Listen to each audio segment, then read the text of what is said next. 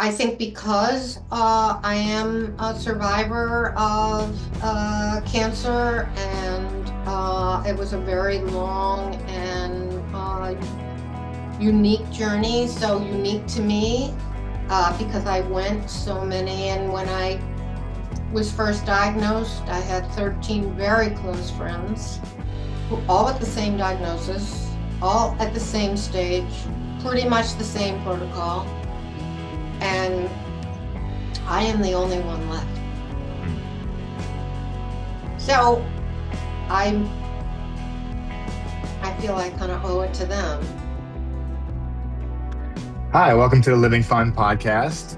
Rob Frankfurt here, and I'm really pleased to have Liz Fisher with me today to, share her story. She is the founder and CEO of Lavva, a plant-based yogurt company that I have been involved with for many years. And I really loved Liz's story, so I thought I'd bring it out to you, to the viewers. Liz, why don't you go ahead and tell us a little bit about your background and how you came about to found Lavva? Oh, thank you. I will. I'm kind of an old grocery supermarket dinosaur. I've been selling stock keeping units for a long, long time, truckloads full of supposedly better for you food, salty snacks, bars, dairy, alt dairy, many, many companies. The one I'm probably the best known for is Pirate's Booty. And I really built that brand for its first 20, 25 million. And then I got a chance to work with the biggest badasses in the food industry. And these are the beverage guys. And it doesn't get much bigger than Body Armor and Vitamin Water, and how they build brands and approach building brands. I learned a lot from those guys. And but I've sort of always been interested in organic, and tried to bring products that were next generation, authentic, certified organic, really, really beautiful food products to market. But what really sold were the salty snacks. They were a little bit better for you, but when you peel away the onion, how much better are those foods? And I got sick. Boom. I got overnight diagnosis. I was going to a Pirate's Booty planning meeting with all the guys. And I don't even think they'd ever met a 55-year-old woman or an older woman. And that was when I was diagnosed with stage 4 ovarian cancer. Just boom, no symptoms. Hello. And I was the wellness girl. I was the one who didn't eat what they all ate, and abstained. So they laughed at me, really. But they were incredibly wonderful to me during that healing journey, and I had great medical care. But when I was in treatment, I started making this creamy mixture out of a novel fat, a single origin regenerative novel fat called the peely nut, pure fat. And I was whipping it into this white mass and a little coconut water, and it made this creme fraiche, like Faye like substance. But I was trying to make energy from fat as part of an adjunct to my surgery and chemo. And so it wasn't patty cake keto. It was metabolic keto and was the carbs, restricting the carbs was easy, but it doesn't really work unless you get good fat. So that was how I started making it, and it was beautiful. And I recovered, and 18 months later, it came back, picked up on a scan, radioactive glucose dye, and I saw all these microscopic cells lighting up just when they were fed the glucose, and of course, the flow of glucose in terms of tumor growth is very much central to the story of sort of metabolic flexibility, and this has really become a critical topic of our time, I think. So I did go through another round, second verse, same as the first, actually way worse than the first. And it came back again. And through it all, I did, I had great care, traveled the world, actually had treatment in Germany and Switzerland, and looking at immunotherapy. But one of the, and I'm 10 years past. So that shows you how, I am an elder. Women don't talk about two things, their weight and their age. And that's all I talk about. So, I'm still here. I started this business when I was 60, about 4 years after my last surgery. And I was still, very, very vigilant about the cancer coming back. And it really is just, you just live with that.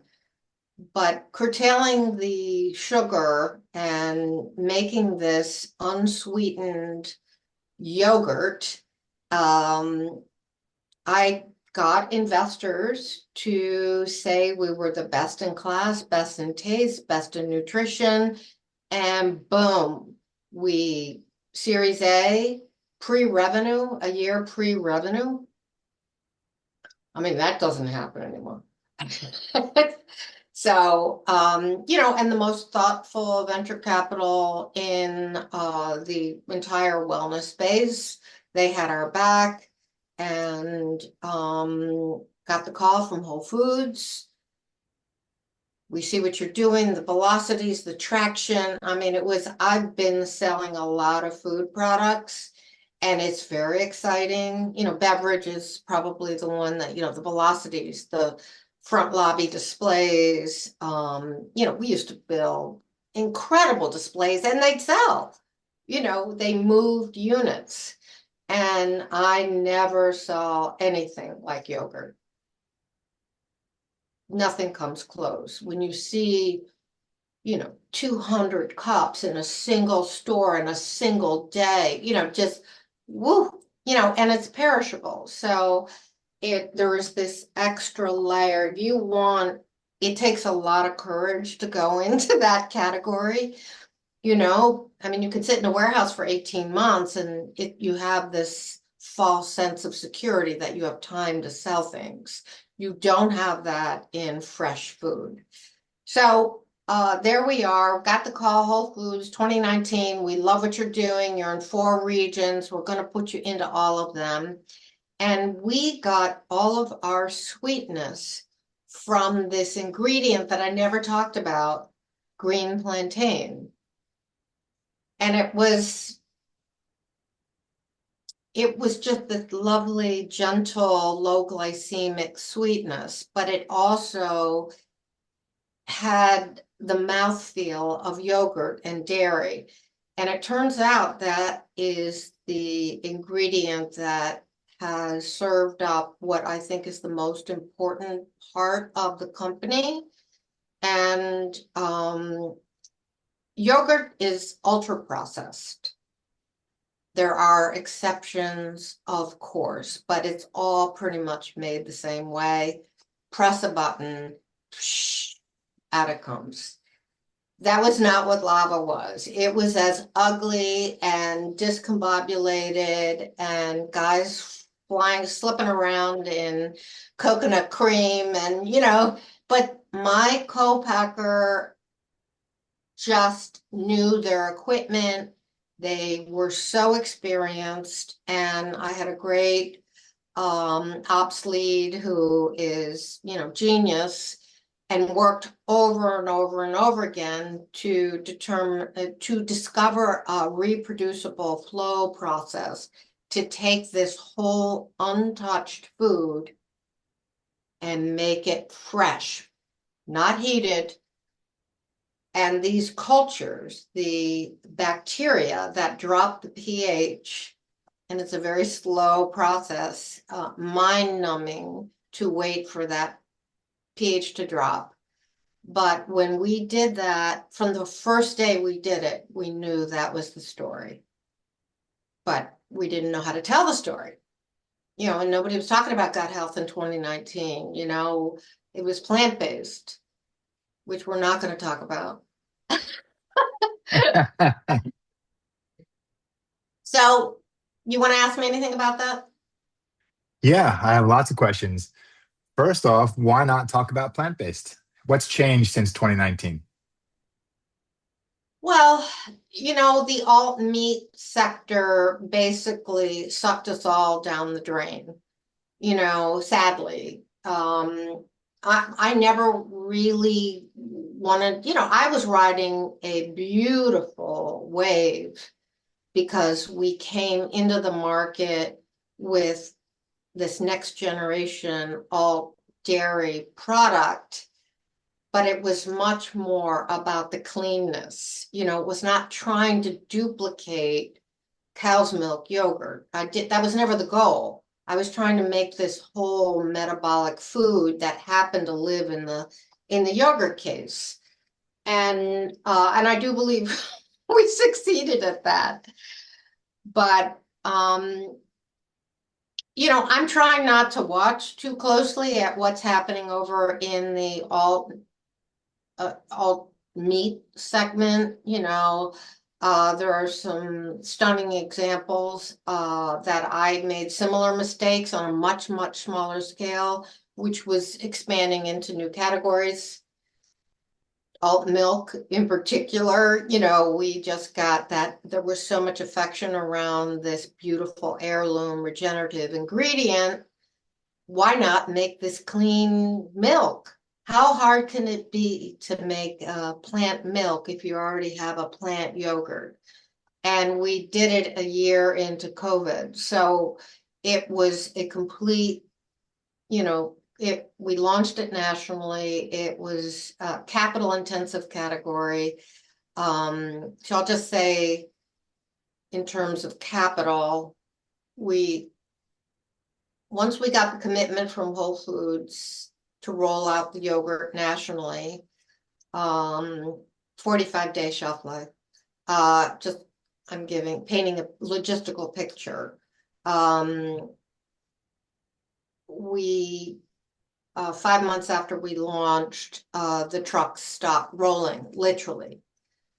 They didn't pick up. We were deprioritized for, and that was, we don't want to talk about COVID, but I can't not, because it was catastrophic.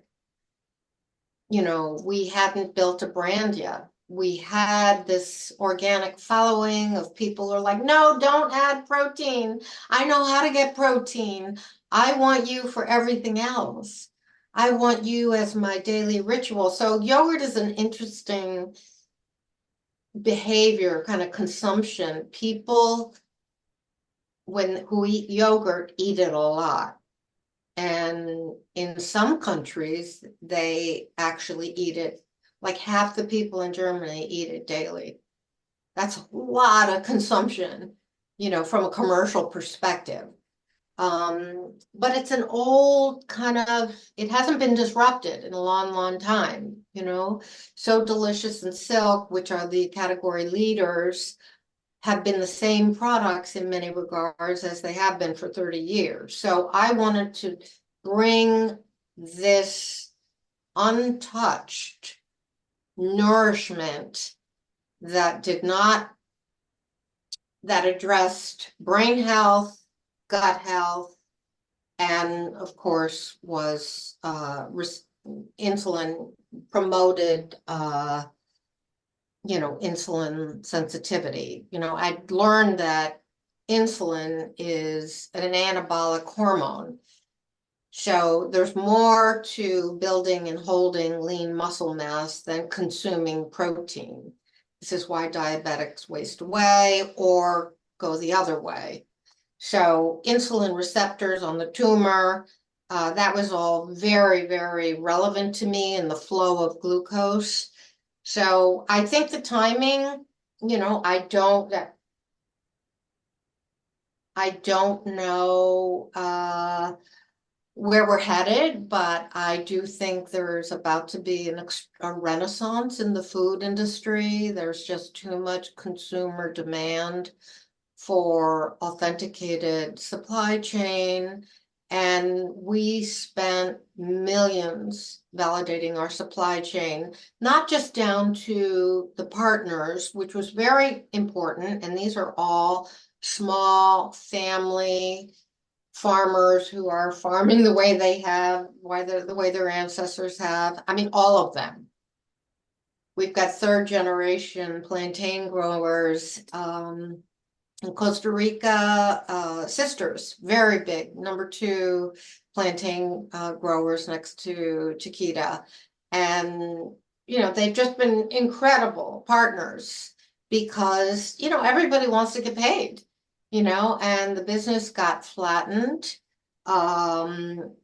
Little by little, I lost distribution despite getting POs. There was demand, but we couldn't fill it. We didn't have enough money to fill it. So we just did enough for the pipes to not freeze over.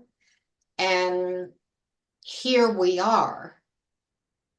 But I had a conversation with a top tier biochemist in academia, top university, holds many patents, very serious biochemist, life-saving therapies for newborns. And he studied this one bacteria. It's called bifidobacteria, and it's a family. There's like 65 subspecies, but this one family of bacteria. And I knew about him because he'd been studying the immune system, which was very relevant to me on my cancer journey. I mean, I was such a different patient. They're like, just sit down. When it comes back, we'll treat it. And I'm like, no, that doesn't work. And I really wanted to know why it kept coming back. Why my body didn't recognize. Why did it come in the first place? I was healthy. I was lean. I had no family history, and people are really, really hungry to understand this. So I'm talking to this guy, older, and he's got some big NIH grant to study why this bacteria is missing from most American newborns and not from third world countries. So babies are being born without this, and it essentially comprises the newborn immune system. And so I'm like, well, how does it work? How does it work? Tell me exactly how it works. And he's like, well, when the bacteria consumes a particular type of fiber found in mother's milk, it bypasses digestion. It's this fiber, non-digestible carbohydrate. And he was the guy who discovered it. It's the only thing it does is pair with this bacteria. So it's designed to lay the immune system, and a newborn will die without it. I mean, this is incredible, but the exciting and probably the most hopeful thing I ever heard. He's like, but if you bring a newborn in to that has a healthy immune system, they all propagate it. So in the neonatal, that's pretty, that was very moving to me. And so my goal from that point on was to deliver this particular bacteria in the highest possible counts, validated to the last day of shelf life. And we did that last year. We have, more work to do on that, but we know how to keep the bacteria alive. And I learned that most commercial yogurts, the probiotics die off in the first few weeks. And so that's my story. Terrific. Wow. I mean, there's so many areas I would love to cover in that story. Uh, Anecdotally, I'll share that I went to a plant-based investor gathering uh, with a who's who of plant-based investors at the time. And I remember I couldn't eat anything at the conference. I'm not plant-based myself. I'm sort of, flexible with my eating, but I eat pretty healthy.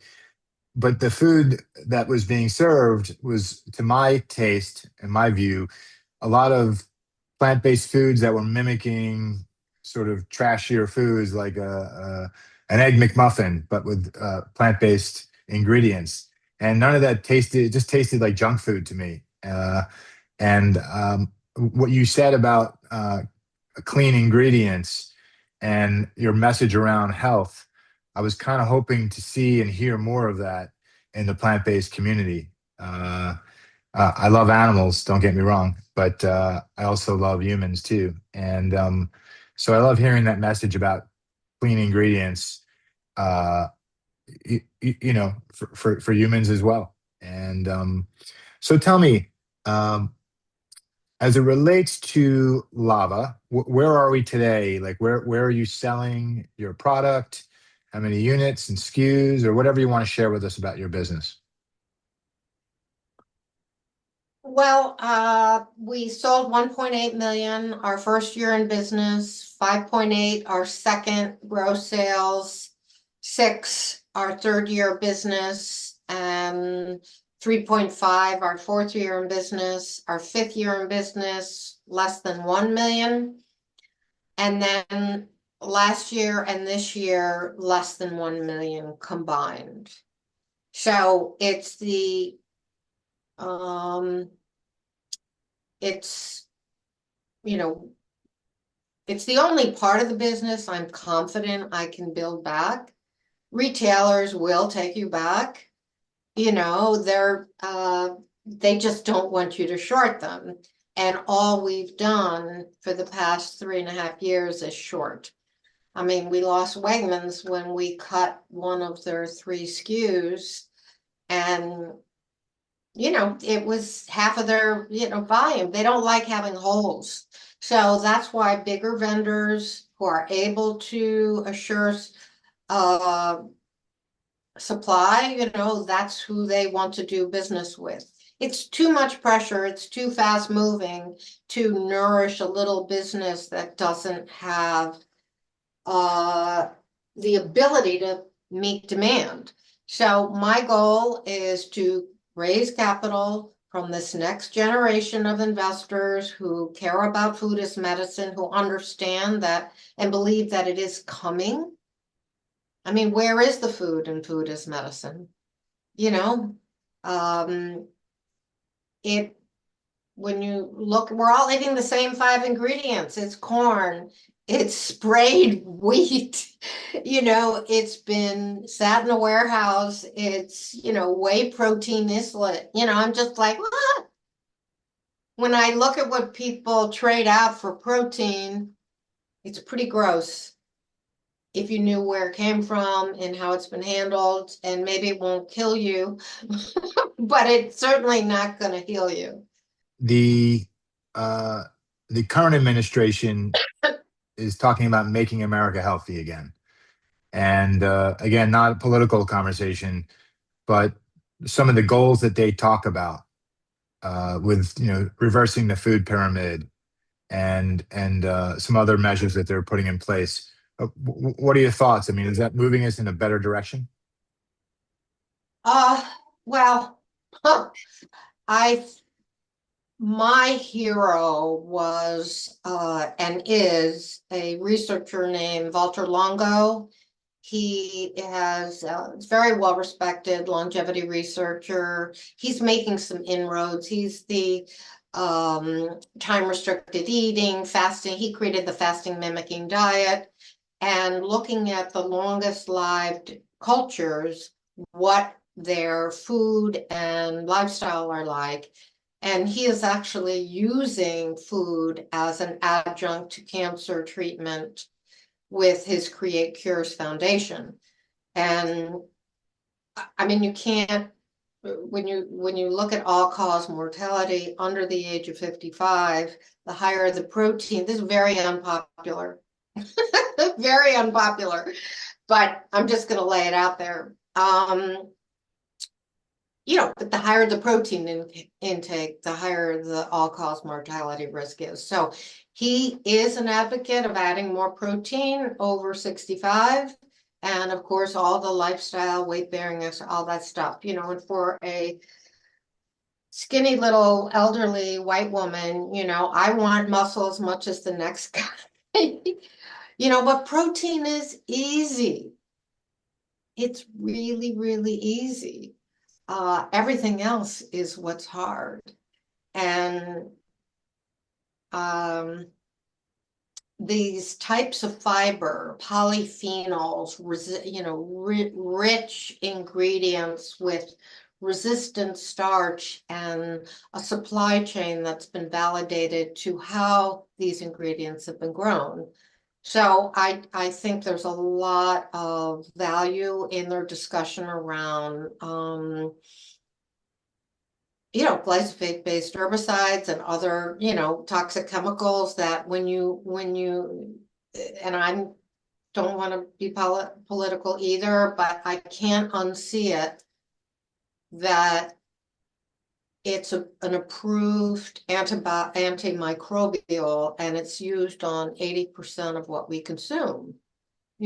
So if you're trying to feed the gut and you are consuming food drenched in this antibiotic, how can that not be having negative consequences, generational negative consequences? So, I'm hopeful. I'm doing my part.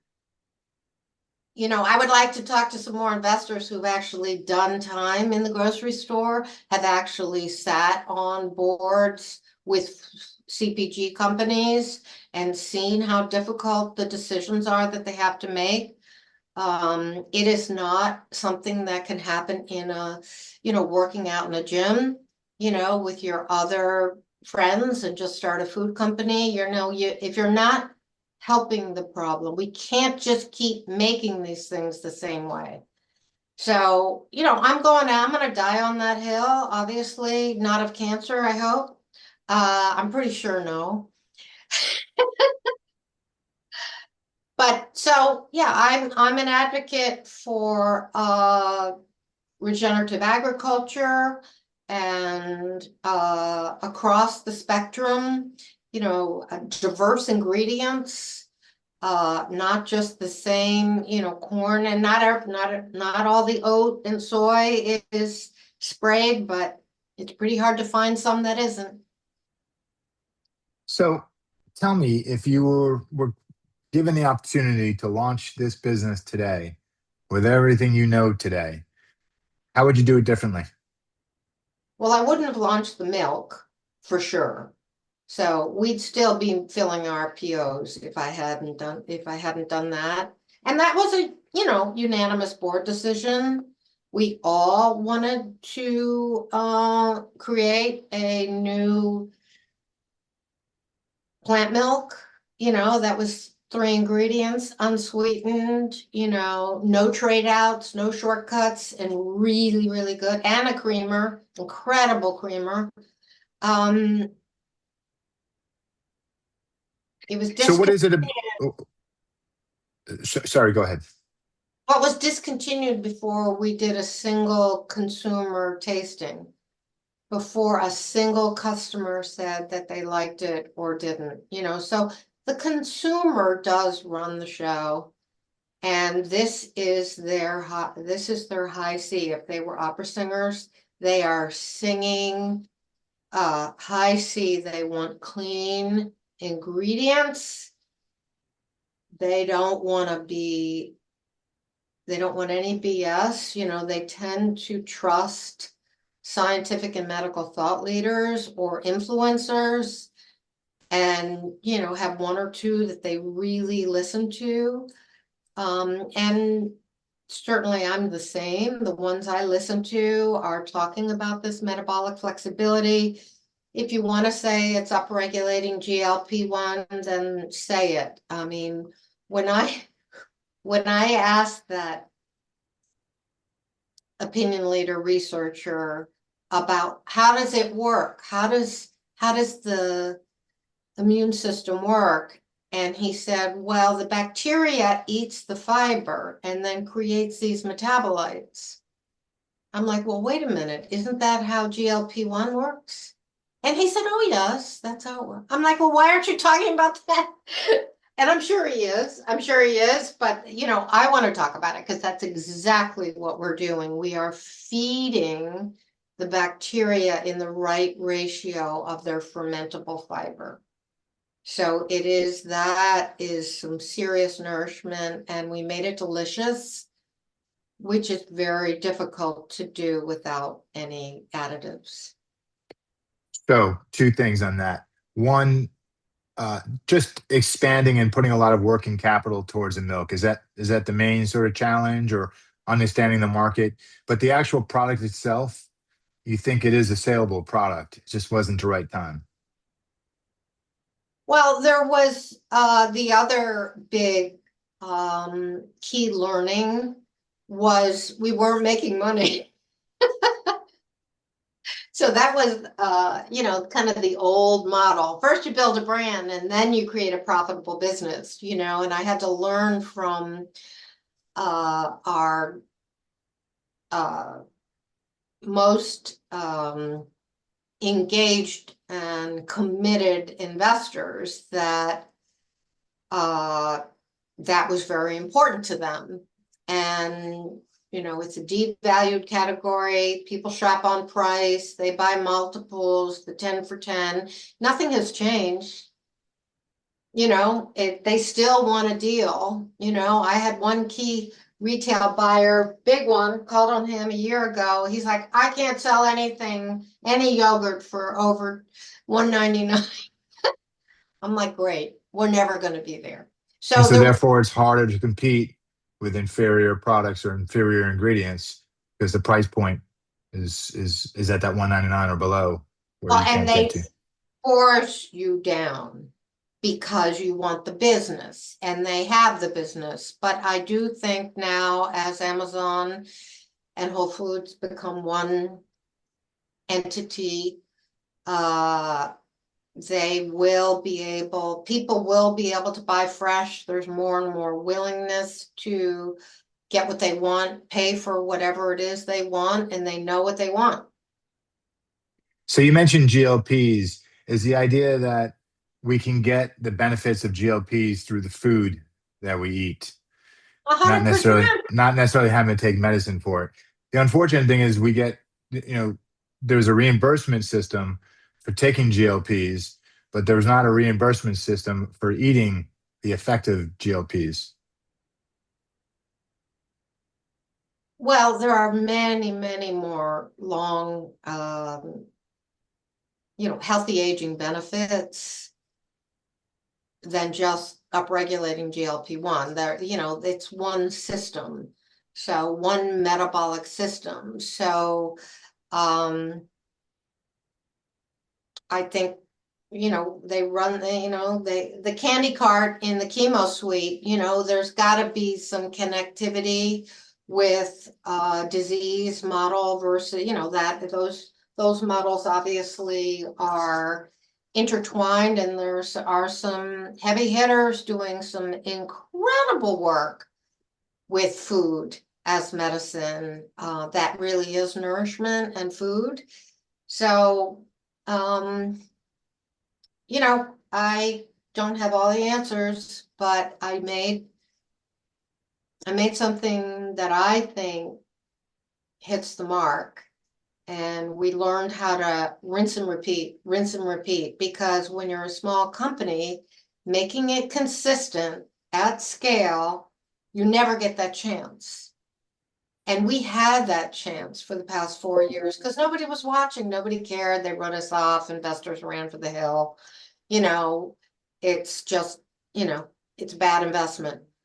But we kept making it and learning, and the consistency and that margin of error, and learning about the bioactivity, and then proving it down to people. We're taking all these probiotics and prebiotics, and I'm not going to comment on that, but a lot of it is a waste of time and money when you can just learn how your body works. I was just going to ask you about that, which is, are you a person that tries to get it from your real and whole food, or do you also use supplements to try to get the nutrition that you need? I should show you the box of supplements I just threw out. It's humongous. And it's, thousands and thousands and thousands of dollars of supplements that, I've just changed my approach on it. I've been taking supplements my whole life, and I got very, very sick on supplements, while I was taking, so that's not going to protect you. Your own, I'm learning about innate immunity versus acquired immunity. I'm not a scientist, but I have a PhD in immune health, and I survived, and I just happened to have spent my whole career in the food industry. So there's not too many that have been as long in CPG as me, and I don't want to sell another piece of garbage. I don't want to populate the shelves with with anything else. There's plenty of other people that are doing that, a better for you cookie, gluten-free this. Yeah, it's not the gluten. That's not our problem. We all know it's not the gluten. Okay, so then what is it? It's the way it's the ingredients themselves and how they're farmed and how we source them, the same ingredients. It's not like there's something inherently wrong with corn or wheat, but GMO corn and, the wheat that's been sprayed with Roundup, I can't unsee it. Yep. That makes a lot of sense. I was doing a podcast maybe a month or so ago. I haven't put it out yet, but I recognized in my interview that this person knew their body quite well and knew the effect of the various supplements that they were taking. And I couldn't really say to you which of these supplements were working and which weren't. So at some point, I just stopped taking them and stopped using them. And let's see if there's any difference. So far, I feel exactly the same. And time will tell. And and I used to, I guess, know thyself. Yeah. When I would get through a bottle of a supplement, I was very happy to be done with it. And maybe I would never reorder it. And so now I'm just off of supplements, and we'll see what, I'll come back and speak to how I feel. But so far, so good. So I'm with you on that. Sorry you had to go through the painful thousands of dollars of of loss, but that's okay. Well, Yeah, and I'm not listen. condemning the supplement industry, it's just, we've killed all the good bacteria through consumption of shelf-stable food. We've all been consuming things that come UPS ground, unrefrigerated, sit in our pantries. All the good bacteria has been removed. And one of the pillars of longevity is that filtering system of the gut microbiome. And I there is a lot more to know, and it's not just about cancer. It's, dementia and what is happening. There are so many wonderful, hopeful thought leaders that are leading the charge here. Yeah, and I'm really glad you pointed that out because you're right. It isn't just about the supplement companies and what they're doing or not doing. It is about the food we're taking in and the lifestyles we're living. So it's a, it's we talked about this before we even came on camera. Food, sleep, exercise built on a platform of emotional health. And so there's many, in addition to, your genetic versus epigenetic. And but I love your approach. It's a fighter's approach. You don't give in, you don't give up. One thing, let me ask you if you were talking to a founder or about to be founder of a food business, a better for you food business, any words of advice?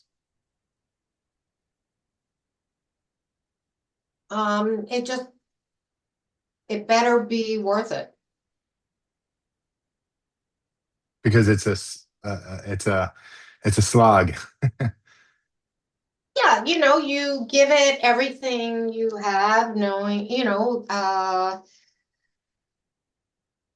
I think because I am a survivor of cancer, and it was a very long and unique journey, so unique to me because I went so many. And when I was first diagnosed, I had 13 very close friends who all at the same diagnosis, all at the same stage, pretty much the same protocol.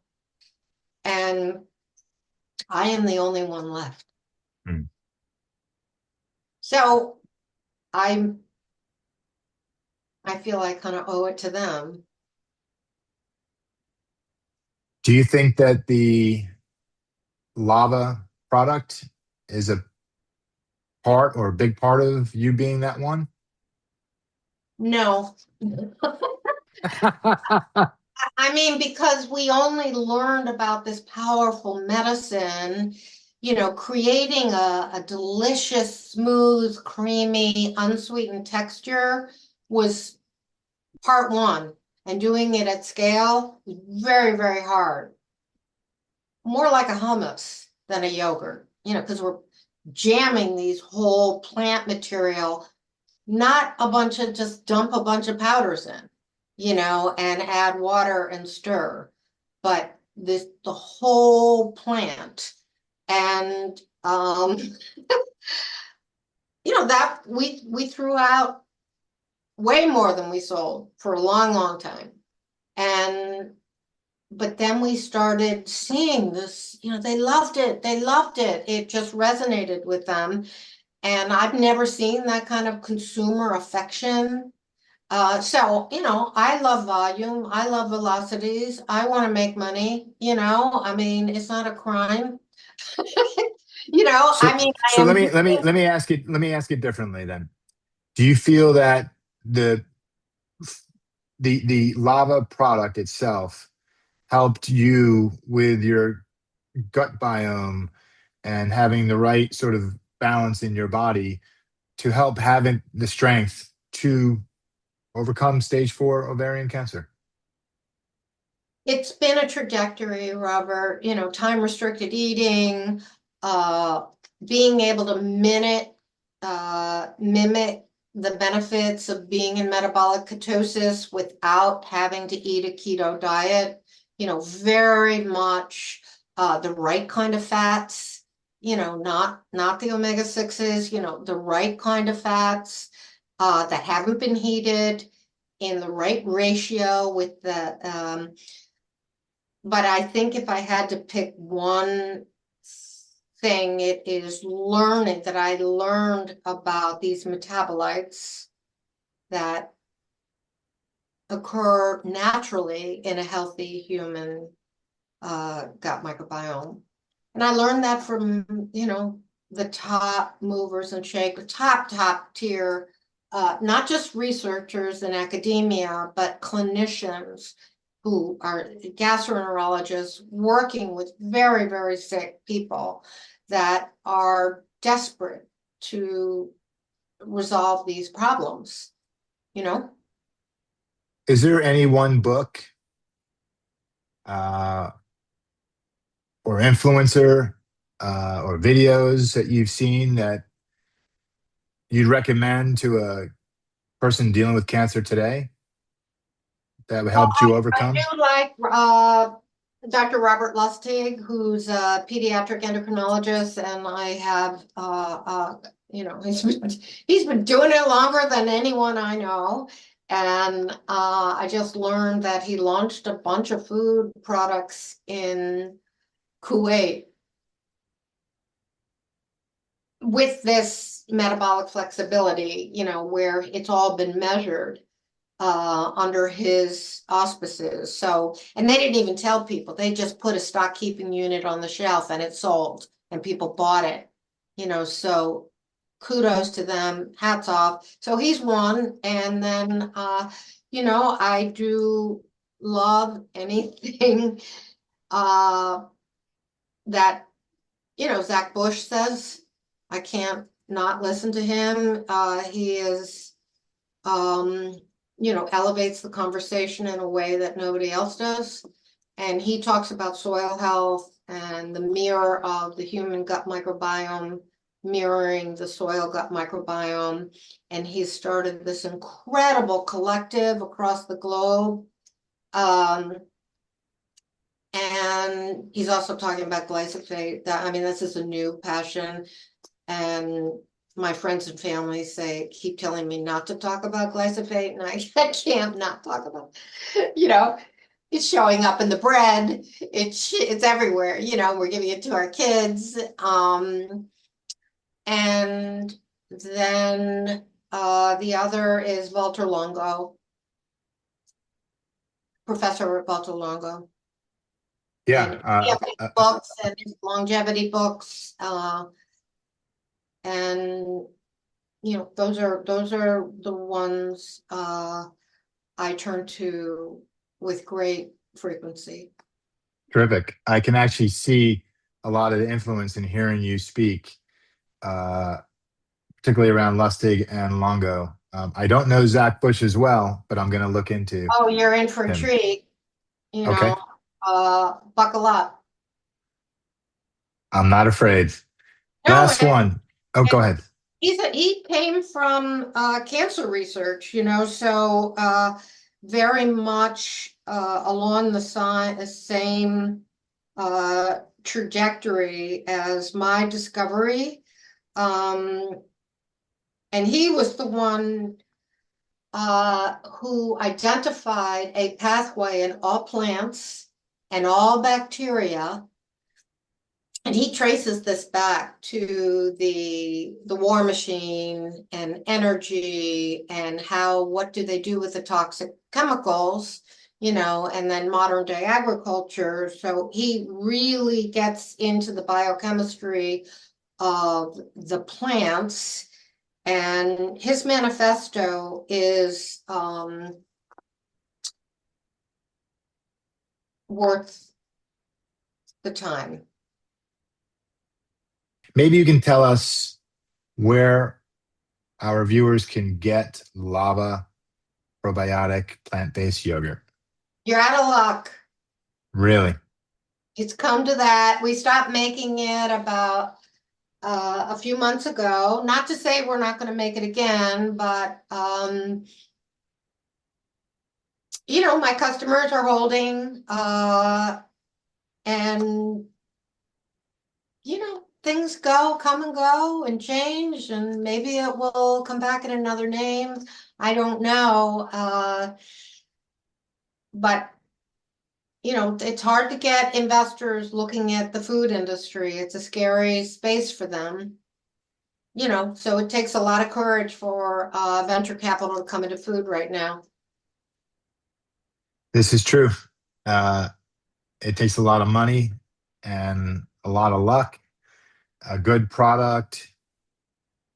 But I still think there's an opportunity for the Lavva product, even if it's a more grassroots level where you can sell it at the right price and have a smaller but religious following that believes in what you're doing. Well, we did test part of this kind of the past 2 years because we failed for direct to consumer during the pandemic. No third party was doing refrigerated perishables successfully.